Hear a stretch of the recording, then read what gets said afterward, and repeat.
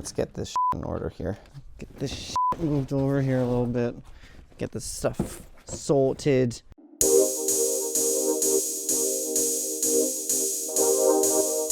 What's up, guys? Evan from Goalie Gab. Evan of Goalie Gab. Whatever. I'm Goalie Gab. Coming at you from my P4 storage locker. Really glamorous stuff. This is where I like to come collect my thoughts about murder. And also where I'm going to be bringing you my very first Show Me What's in the Bag video. Really excited, actually, to kind of give a little bit more insight into the gear that I'm wearing. A lot of you guys have been asking for it. So yeah, no, it's a pretty standard bag, I like to think. The actual bag right here.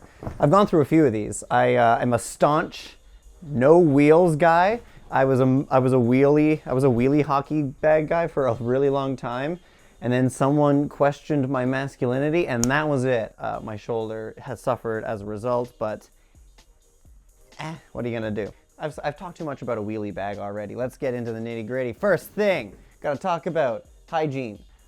This is my preferred poo. It's the Old Spice hair and body because what the f*** does the thing. Makes me smell manly at the end of it, so that's all you can ask for. If you guys hear a sound, it's this really loud elevator that we have in my building. I'm just gonna wait it out. I'm gonna do one more take on this poo thing. I'm gonna move on. Man, I got no service down here. I don't even know if the mic is picking this up. I'm assuming it is, because if I can hear it, this mic can probably hear it. I can talk to you a little bit about my my tech setup a little bit, because it's very similar. I'm wearing the mic that I wear during my games. It looks like this. It's really just, it's been beaten up like crazy. There used to be like a little windsock on it. I've had to like tape it together so it stays in place. Like, it's really not as glamorous. Like, people are like thinking I must be using a really good mic, but it's really just, I got it for like 50 bucks. Anyway, this is my poo. All right, first real piece of gear that we have is the all-important Jock Strap. This is, geez, if I could tell you what the model was, it's an iTech, so that should give you an indication of how old it is. Wow, everything is eroded on this thing. I have used it quite a bit. I think I got this when I was still in my teens. For context, I'm 27 now. I guess not much has changed. Never felt the need to upgrade, but maybe now that I'm thinking about it, I will. It's quite the stench going on in there too. Hold on. Ugh. The one thing I don't like about this Jock is this flap right here. And it's held together by a tiny little piece of Velcro, like right here. Like, that's supposed to do anything. I guess it's supposed to protect the straps that go on in front like that, but it always flaps off, and it makes putting on the pants kind of annoying. So that's the first thing I put on, you know, over top of my like long underwear and stuff. The next thing that comes on for me are my pants. And these are them. They're Brian's. They're actually relatively new. I got these a few months ago, and I think they're great. They're from the Optic line. I found them on clearance. Got a pretty sweet deal on them. They're like, you know, pro pants. But I think they're really good. These are a large. My last pair of pants were mediums, and even those were a little baggy on me. So these slide like crazy. These suspenders are strapped like crazy. They're so tight. And I need that just to keep them up. And I figured, you know what? Sure, they have restrictions in pro leagues. I'm not playing in pro leagues. If I want to keep my pants a little on the baggier side, I'm trying to stop pucks here, okay? No problems with these pants. They're so good. Wish I would still stop a few more pucks, you know, around the 5-hole, kind of the, in the around here area, but I think that's more on me than the pants, to be honest with you. Anyway, once I get those on, I throw on my skates. I'll pull one out here for you. It's, I got the Bauer 1S Supremes. Also, thrifty, I got this from the source, just found them online for like half the price of what they were originally. I think these are like almost $1,000 after tax, and I got them for 500 something. So you know what? Can't pass up a good deal. And I've always, as soon as I knew that we had like cowlingless goalie skates, I knew I had to get a pair. And these things have got some bite to them. I gotta tell you, these are the best skates I've ever owned. Questions about the laces? You can never see the laces. Yes, it's true. I have yellow laces on my skates. Look, there's a bit of a yellow motif going on with this thing. I just thought it looked nice, okay? I know I'm not Ovi. So after I put on the skates, I throw on the leg pads. La pièce de résistance. These are the things that kickstarted my entire obsession with goalie equipment. These are my Brian's Genetic 3 Pros. I got these, I think these are maybe 2 years old now, maybe 3. I had just gotten a new job and I was super stoked that I was able to make money, because as soon as I got the job, I'm thinking new pads. Because my last pair of pads, they were like the Marc-Andre Fleury Reeboks with like the bright yellow. And I thought it was cool, okay? Shut up. These are 34+1s, so definitely a much bigger thigh rise and more equipped to handle my finished product of a body. And I think they're great. I love the Velcro on them. You know, my last pads being Reeboks, it was pretty much all straps. And going from that to a fully Velcro strapping system was quite the change, but one for the better. I also bought the Brian's knee pads that you can just kind of insert into them rather than having to put them on separately. It just comes on with the pad, and I've never had a single issue with them ever. They stay on great. They protect the knees. They don't impede movements. They're not uncomfortable.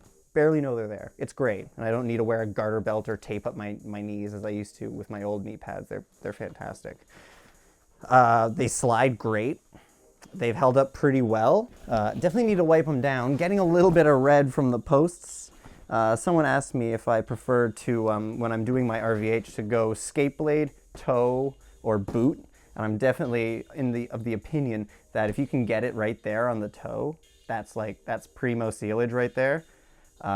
Do I do it every time? No, I'm not that good. This is my preference. Obviously, the toe ties are not the ones that came with the pads. I ended up getting rid of them. I like the elastic idea. I like the theory behind them, but I don't know. I just love the sturdiness that a traditional toe tie gives you, and so I just put laces back on. It's a little bit extra work to put these things on, but for me, it's worth it. Ugh. All right.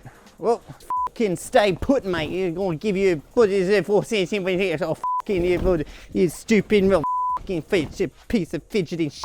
So, after I get those leg pads on, that's usually when I start getting ready for the recording aspect of my game. This is when I put on my mic. I get that all set up, and the way I wear my mic is on my neck guard. I think if you look a little bit closer, you might see increased wear around here. This is just from all the clipping-ons when I clip the mic on.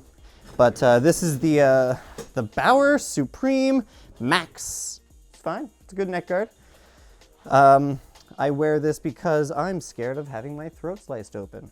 You get a little hot sometimes, but it's not worth the price that you would pay if you weren't wearing it and something were to happen, you know? Next up is the chest protector. Now this is another old one. I think I got this when I was 18 years old. It's a Reebok. That's how old you know it is. Reebok has gone out of the biz. These are 9Ks, so like not the pro level. I was 18. I was just playing select hockey. I didn't need anything too fancy. Didn't want to break the bank. And it's still fine. Like, it's honestly, like, it's good chesty. I don't get too many stingers around there. Like, you know, it's rock hard. Sometimes it's a little tough to reach. Boy, I sure am thirsty. I would love to have a sip of shampoo. Sip in the water bottle. There's a reason I take my glove off and lift my mask, okay? Like, just not that flexible. All right, next up, let's do gloves. These are my gloves. They're also Brian's Genetic 3 Pros. They have the same color scheme, double T on the glove. I didn't do the skate lace because I couldn't get it in this yellow color, so that's what I ended up going with. I don't mind it. People seem to like live and die by the skate lace, but I haven't really noticed anything. It's not on very tightly just because I just slip it on. And another thing, another thing I have is this right here. It's a Lizard Skins internal glove. This was something that was initially developed for catchers in baseball to help with their glove grip, but they also apply to goaltending. They've got some padding along the palm and the fingers here. You know, helps prevent stingers. You slip that on there, and then what I do is I just strap this on right here, and then I tighten this up, and then I like to flap it over that way. And so if you ever see it dangling during a game, I know it's there. Stop telling me. My glove stance has changed like a bit over time. You know, I've tried a few different ones. Right now I'm kind of holding it a little bit lower because I tend to drop my glove if a shot's going high. It, like, you know, the extra travel time of me dropping it and then going back up, it's already gone past my ear. So if I'm holding it a little bit lower, I can kind of catch those lower ones a little easier. And then if it goes high, instead of going down then back up, it just goes straight up. That's my thought process behind it. The blocker's great. I like the blocker. Other than I can't fit a water bottle through this at all, so I've always got to just take it off. Before we get to the last thing I put on, we'll talk sticks real quick. For most of my episodes, I was using this, the Warrior Swagger Pro LTE, Jonathan Quick Curve. It's a 26-inch paddle. It's a wood stick, which is good for durability. The one thing I don't love about wood sticks is that they tend to splinter, and so I just, the tape on the shaft just gets longer and longer and longer just to cover up all the splintering that happens all along here. But it's really light, and that's the thing that I like about it. The stick I'm using at the current moment says super light on it. Not as light as the other one, but it's still decently light. It's a Sherwood SL800, and to be honest with you, I didn't like pick this stick. I just had someone, another goalie that I know just was like, hey, I was able to scoop up a bunch of sticks for a cheap price. I'll give you one for 40 bucks. And I'm like, hell yeah, buddy, sign me up. I'm in. I've played somewhat better with it in the new year since I switched over to using it. And I mean, I'm probably going to go back to the Warrior at some point, but I'm enjoying this stick right now. And then the third stick that I haven't used it in any of the episodes. It's actually quite old. I got this stick from someone who was coaching me at the time when I was playing select. I was doing one-on-one coaching at John Elkins goalie school in Mississauga, and the guy who was running the one-on-one sessions that I was taking was a guy named David Shantz, who was a pro goalie, was most notably the goalie for the preseason Calgary Flames game where Theo Fleury was making his comeback attempt. Played in that shootout, which is pretty cool. It was cool to hear that from him. And then he just let me have his stick. I love this stick. A lot of sticks kind of get retired and then get thrown out, but I retired this one and kept it because it meant a lot to me. And I might bring it back, who knows? Let me know if you want to see some action with Old Faithful. All right, helmets. This is the helmet. It is a Bauer Profile 950X. My old helmet got destroyed playing hockey. This is my old one. It was an iTech, hella old. Look real closely, you can see the damage that was done from a slap shot. I love this this mask. It's very comfortable. I've taken a few shots off the head, no ill effects. White cat eye cage always. It's a lot easier to track the puck. I've never had any sort of problems with pucks or sticks getting through there yet. God bless, knock on wood. 3, right? If you want to see a little bit more up close what the design is, I'm a big death metal guy, so I got like a pentagram with a centipede coming out of it, because centipedes are kind of gross, and so you want to freak people out or something. I've got the Baphomet on this side with a little bit of boobage. Don't censor me, YouTube. And then on the front, right here on the chin, I've got my last name drawn out like it's a death metal logo. You know, I wanted it to be extra spiky and hard to read, but that one's more for me.